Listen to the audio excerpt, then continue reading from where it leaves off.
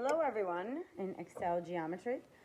This is Ms. McCauley and we're going to be going over the 10.5 notes today, which are going over applying other angles and relationships in circles. So we're going to just go over a couple theorems and a couple concepts that we want to understand so that you can attempt some problems today. So the first thing we're going to look at is the tangent chord theorem. And the tangent chord theorem is pretty much exactly what it sounds like. We're going to be working with a tangent line and a chord. Now, it doesn't have to be a radius, so it does not have to be perpendicular. It could be any chord. So I'm going to construct a chord, and that chord is going to intersect the tangent at its point of tangency. So this here would be my point of tangency. Right there. And I'm going to label that point A. So the chord is intersecting my tangent line L, at the point of tangency, which is point A. Now looking at that, the chord and the tangent line form two angles. It forms the green angle, which is an acute angle there, and it also forms this obtuse angle here that I'm going to label in purple. And I'm going to label the green angle, angle 1, and the obtuse angle, angle 2. And what our tangent chord theorem states, if a tangent line and a chord intersect at the point of tangency, then the measure of the two angles formed will be 1/2 their intercepted arcs. So what does that mean? That means that the measure of angle 1 would be equivalent to 1/2 its intercepted arc. Well, if I look at angle 1, the arc that it's intercepting is going to be arc AB. That's the arc that angle 1 is intercepting. So therefore, the measure of angle 1 would be equal to 1/2 the measure of arc AB.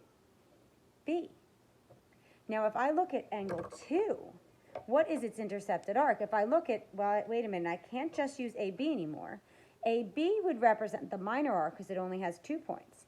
If I'm going in the opposite direction, I'm going to have to add a third point to my circle so that I'm identifying that it's going to be 1/2 the measurement of the major arc, which is over 180 degrees. So that would be the measure of angle 2 would equal 1/2 its intercepted arc, which would be arc ACB. That would be the major arc that it intercepts. The measure of arc ACB. All right, that is your tangent chord theorem. And it's angles formed by a tangent and a chord. Now, what we're really looking at today is just angles and their relationships with arcs in our circle. But we want to first understand how lines and circles can intersect. So let's take a look at this. This is the intersecting lines and circles. How can they intersect? Well, you can have lines that go through a circle. One way they can intersect is they can intersect with a point on the circle. So two lines can intersect at a point on the circle. So this would be on the circle. Another way two lines can intersect. Two lines can intersect. They can intersect at a point inside the circle. So they can intersect here, and that would be inside the circle.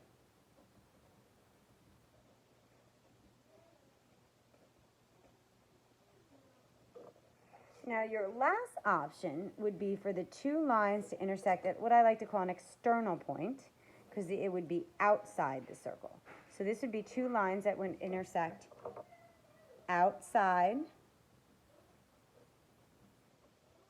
the circle. And the point outside here, this point, I like to call an external point. And this point would be an internal point.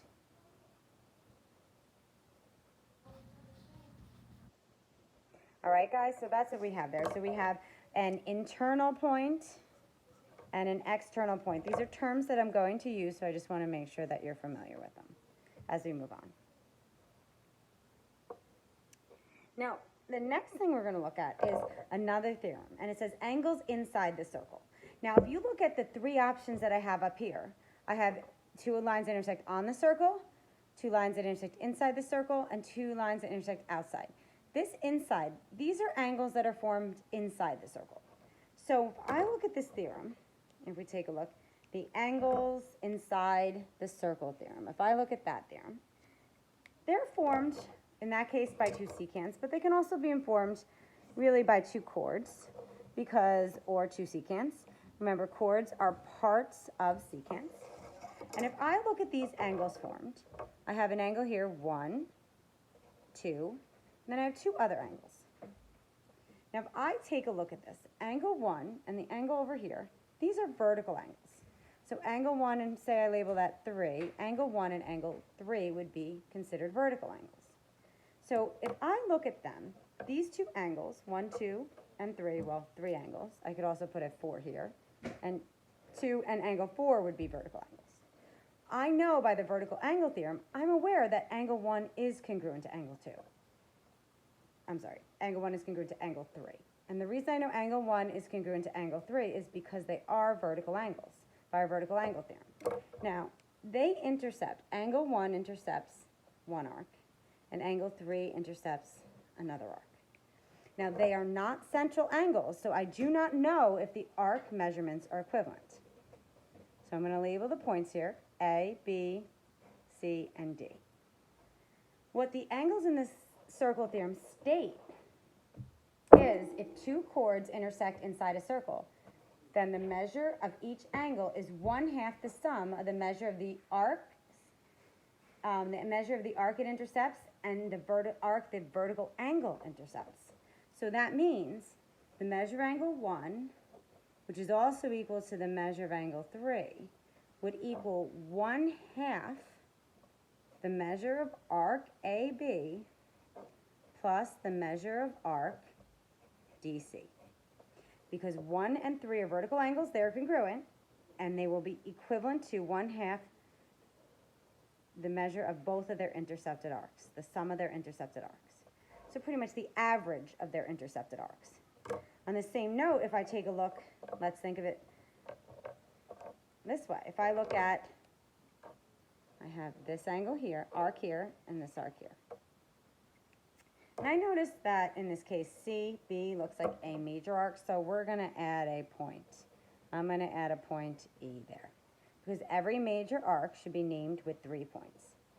2 and 4 are vertical angles, therefore we know they're congruent. Now the angles inside the circle theorem states that 2 and 4 would have to be equivalent to the average of their intercepted arcs. Their intercepted arcs being the measure of AD plus the measure of arc CEB.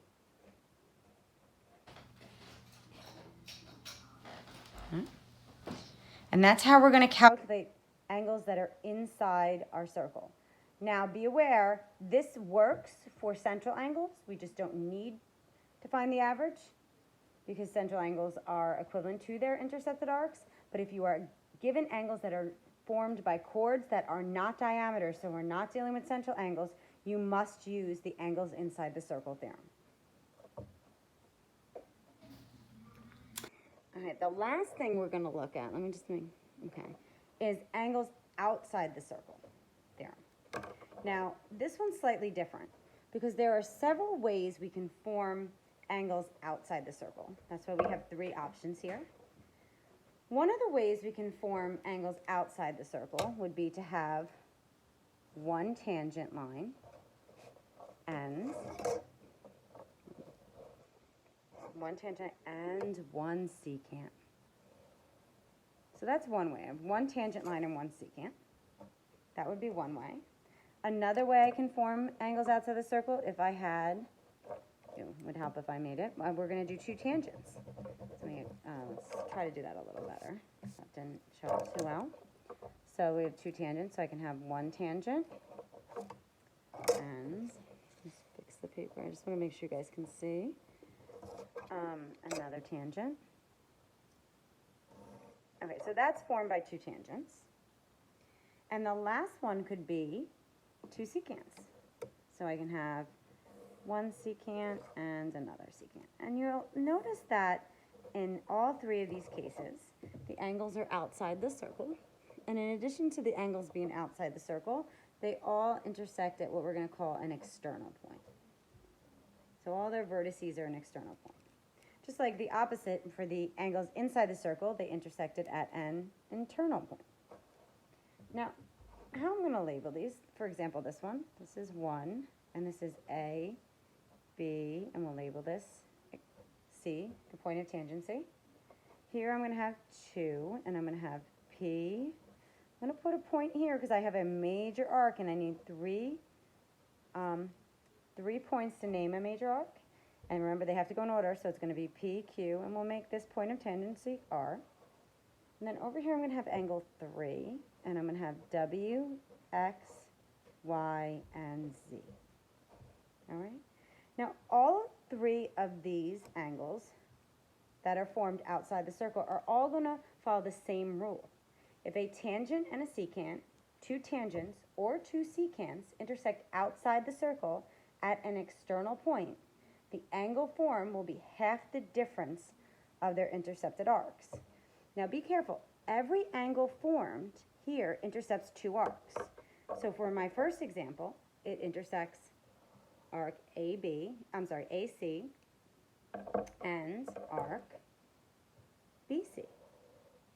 Now when you take this into consideration, if we're finding the difference, we're always going to put the larger arc first. So therefore, in this case, measure of angle 1 is going to be 1/2 the difference of its intercepted arcs, which is the measure of arc BC, because BC would be larger than AC, minus the measure of arc AC. This same concept applies for all angles that are formed outside the circle.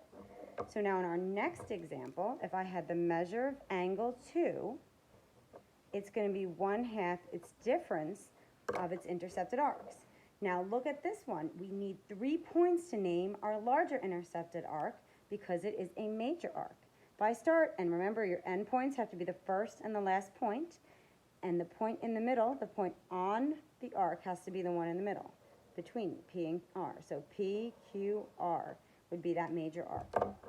So measure of arc P, Q, R, and I'm going to subtract the minor arc, which is going to be PR.